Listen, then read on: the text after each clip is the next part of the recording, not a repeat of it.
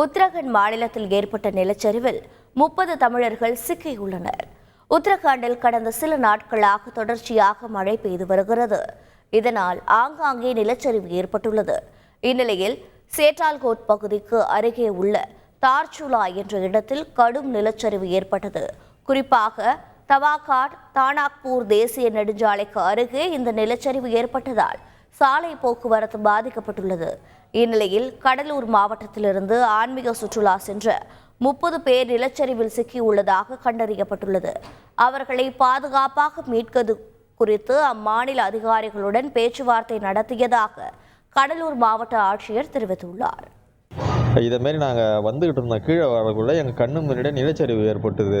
அதை பார்த்தோம், வீடியோவும் எடுத்து வச்சுருக்கிறோம். நாங்கள் நல்லா மாட்டிக்கிட்டோம். 10-15 நாள் ஆக மாட்டேது அதை கிளியர் பண்ணணும்னா. அங்கேருந்து திரும்ப வர முடியல. வண்டியில் டீசல் இல்லை. இங்கே வரணுன்னா திரும்ப வர முடியல. கரண்ட் இல்லை, சாப்பாடு இல்லை. சாப்பாடு இல்லாமல் இங்கே 30 பேர் போனாங்க. எங்கள் அப்பா அம்மா இல்லாமல் இந்த ஊர்லேருந்து 30 பேர் போயிருக்கிறாங்க. 30 பேர் மாட்டிக்கிட்டு இருக்கோம். அந்த அரசாங்கம் தான் ஏதாவது பார்த்து எங்களுக்கு தகுந்த நடவடிக்கை எடுத்து பத்திரமா அவங்க 30 பேரும் அங்கே அதை திரும்பி வரணும். போனவங்க எல்லாமே 60 வயசுக்கு மேலே இருக்கிறவங்க தான். செய்திகளை உடனுக்குடன் தெரிந்து கொள்ள உடனே சப்ஸ்கிரைப் பண்ணுங்க.